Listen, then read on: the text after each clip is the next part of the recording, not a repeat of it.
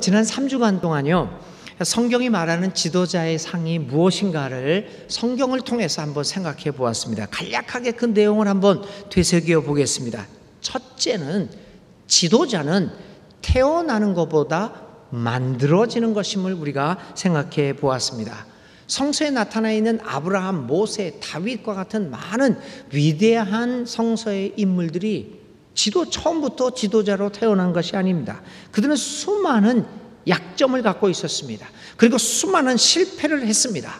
그럼에도 불구하고 그들은 지도자로서의 완전성이 아니라 지도자로서의 되어감이 있었기 때문에 위대한 인물로 기록되어질 수 있었습니다. 그리고 그들이 지도자로서의 되어감 뒤에는 늘 하나님의 은혜가 있었음을 우리는 기억해야 합니다.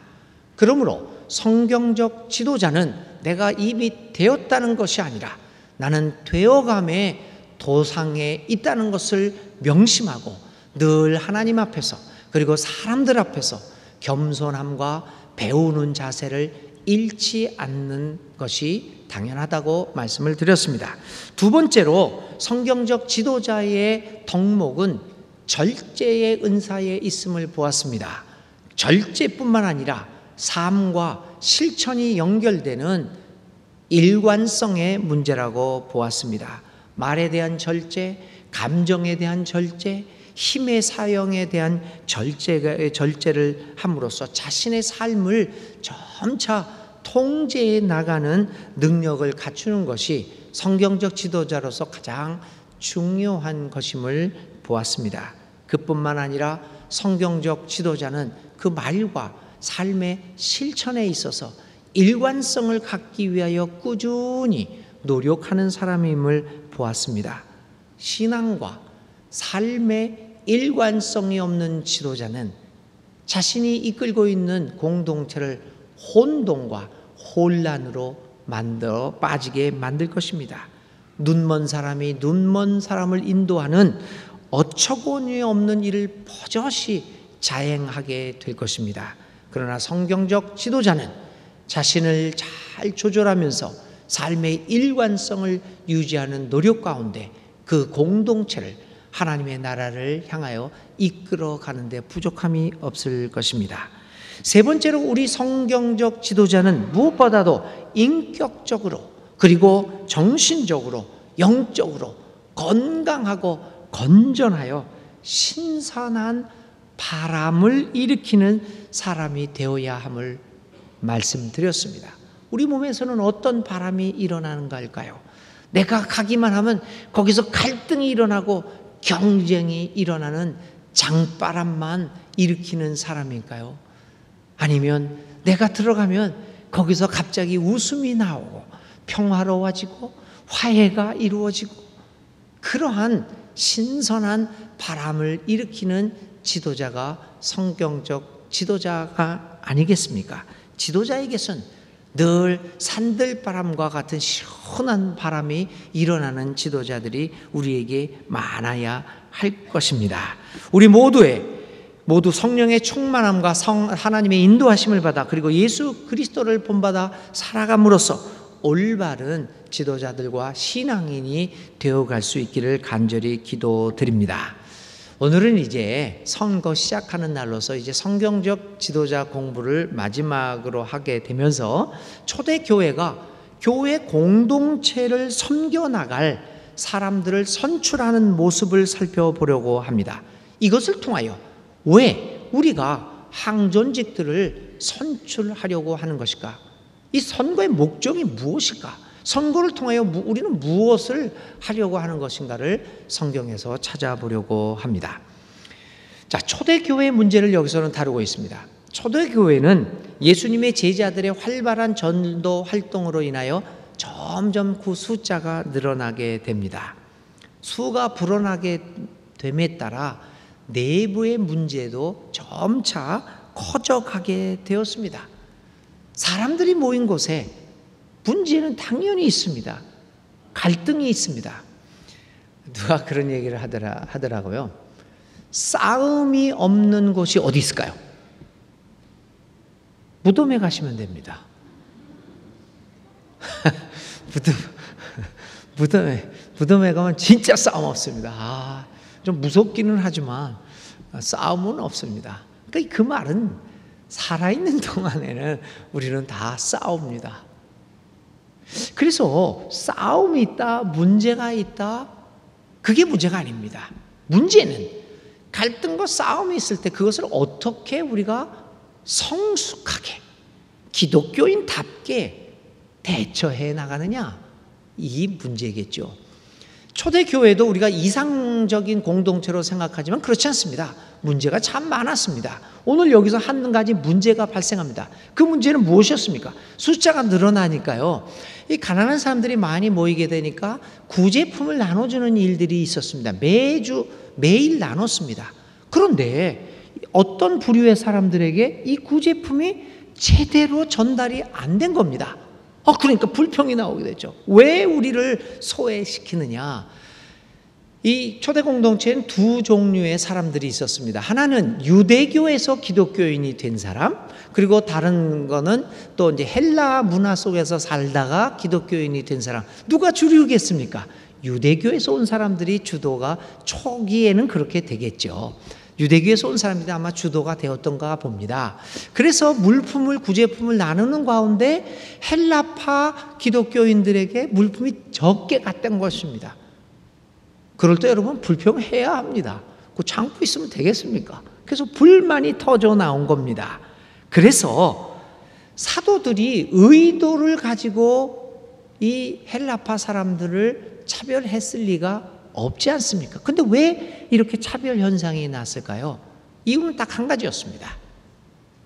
공동체가 커지다 보니까 적은 숫자의 사도들 가지고는 일일이 살펴보는데 능력이 부족했기 때문입니다. 한마디로 사람들을 돌보는 데 있어 숫자가 부족했습니다.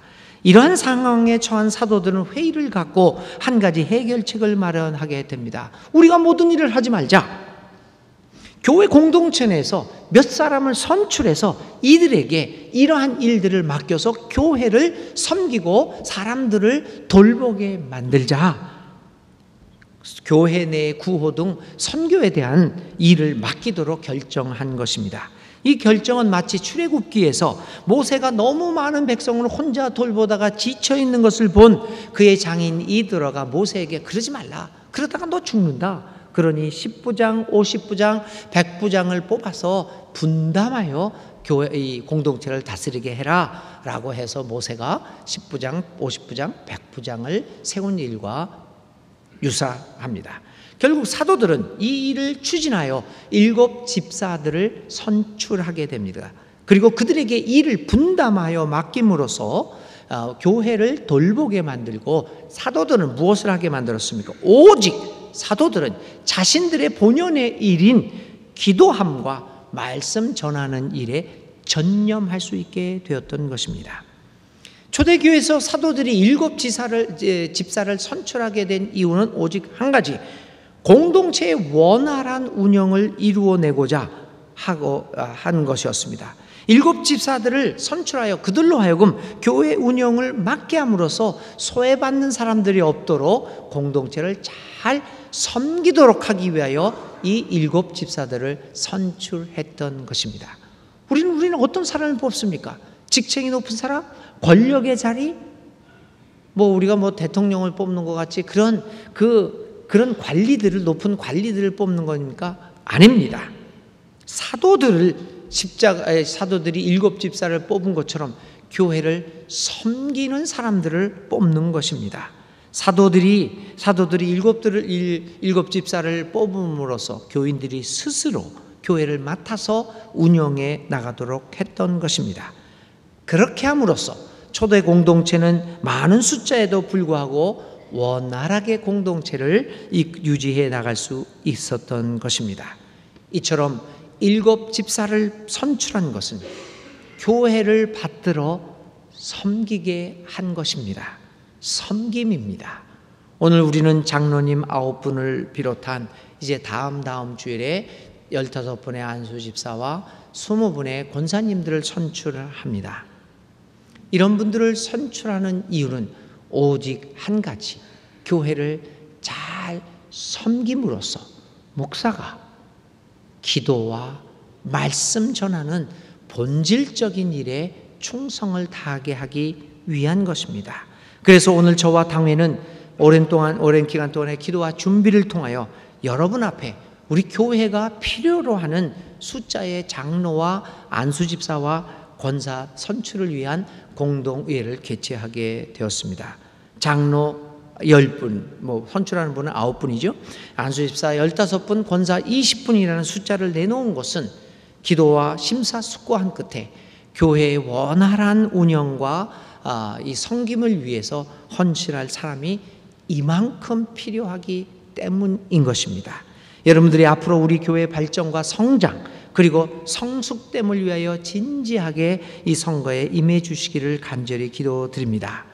오늘 당장의 교회의 모습이 아니라 미래의 우리 교회의 발전적인 모습을 생각하시면서 투표하고 성령의 은혜로 오직 교회 공동체의 성숙함을 생각하는 선거가 될 수 있기를 간절히 기도드립니다.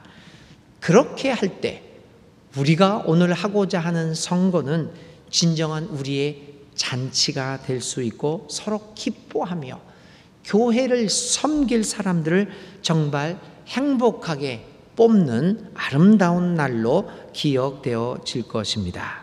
섬기기 위해서 우리는 일꾼들을 뽑습니다. 두 번째로 초대교회 공동체는 이렇게 7 집사들을 선출하게 됨으로써 사도들로 하여금 오직 기도와 말씀 전하는 일에만 전념하도록 했습니다. 사도들의 근본적인 기능이 무엇이겠습니까? 구호 물품을 교인들 사이에서 배분하는 일이겠습니까? 효율적인 교회를 운영을 이뤄내는 사업가적인 기능이 사도들이 해야 할 근본적인 기능일까요? 물론 그런 것도 다 필요하겠죠. 그러나 그것이 근본적인 기능은 아닙니다. 사도들의 가장 중요한 기능은 기도와 말씀 선포입니다.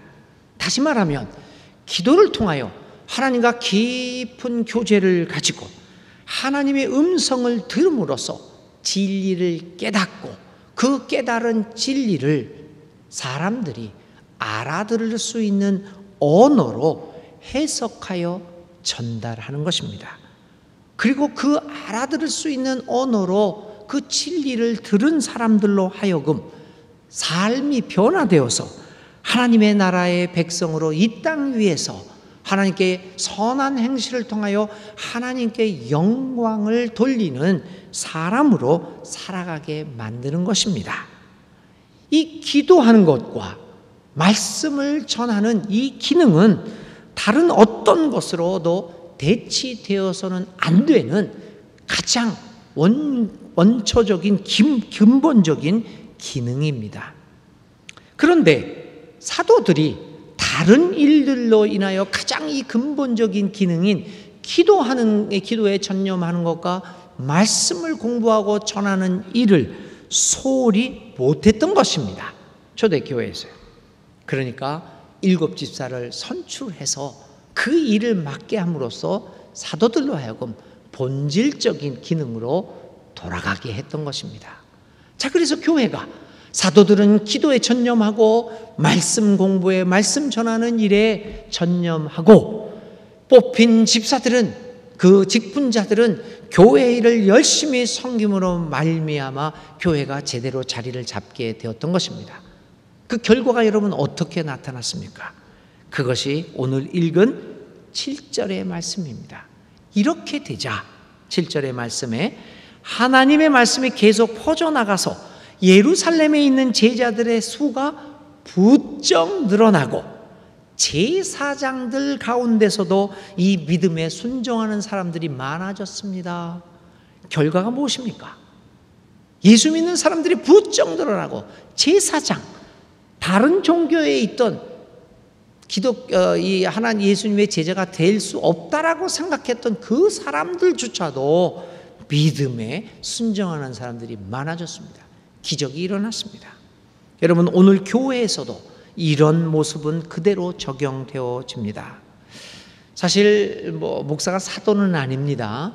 그렇지만 오늘 옛날에 초대교회 사도의 기능들을 우리 목사가 수행하고 있다는 점은 이야기할 수가 있겠죠. 이 목사의 가장 교회에서 중요한 기능이 뭡니까?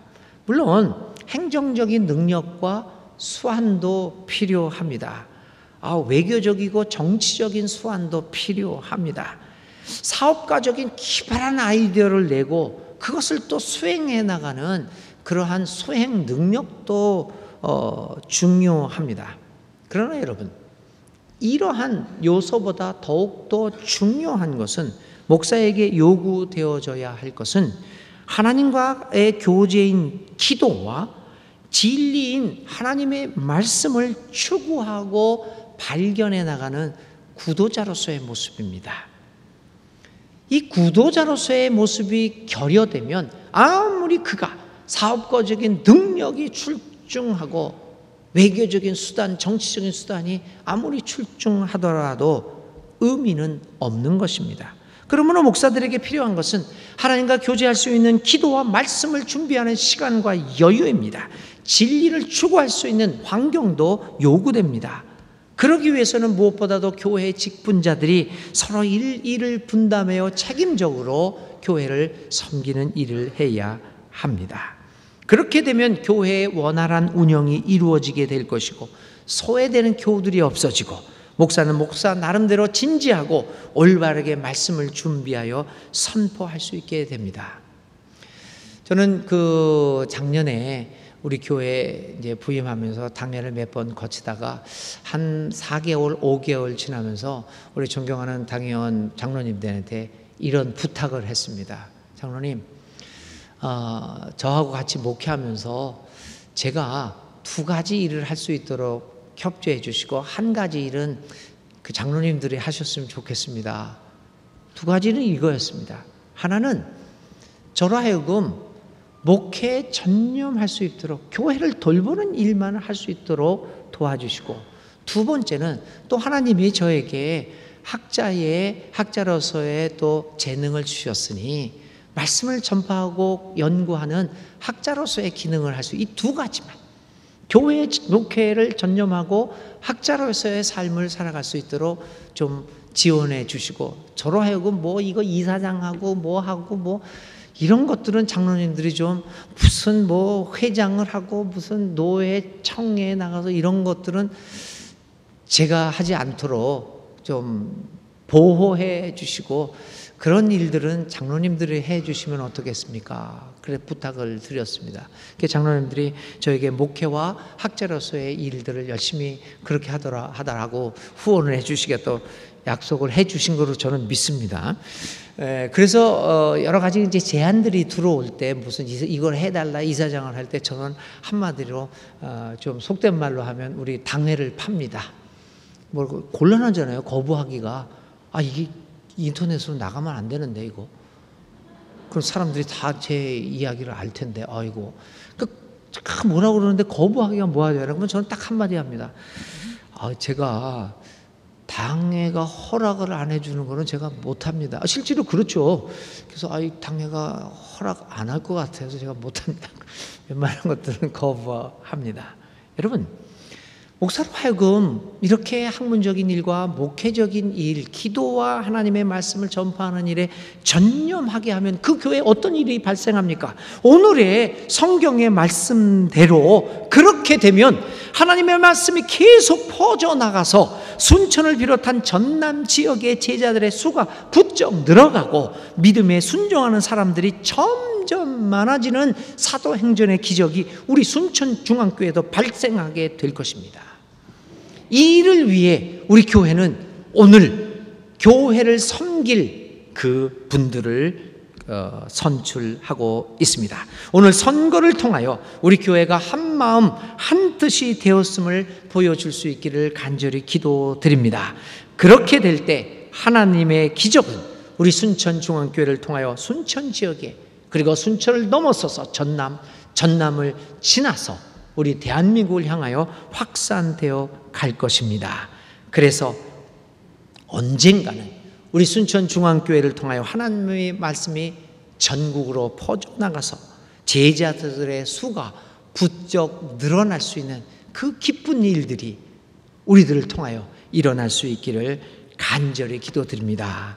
믿음에 순종하는 사람들이 점점 많아지는 일이 우리 교회로부터 시작될 수 있기를 기대하면서 살아갈 수 있기를 기원드립니다.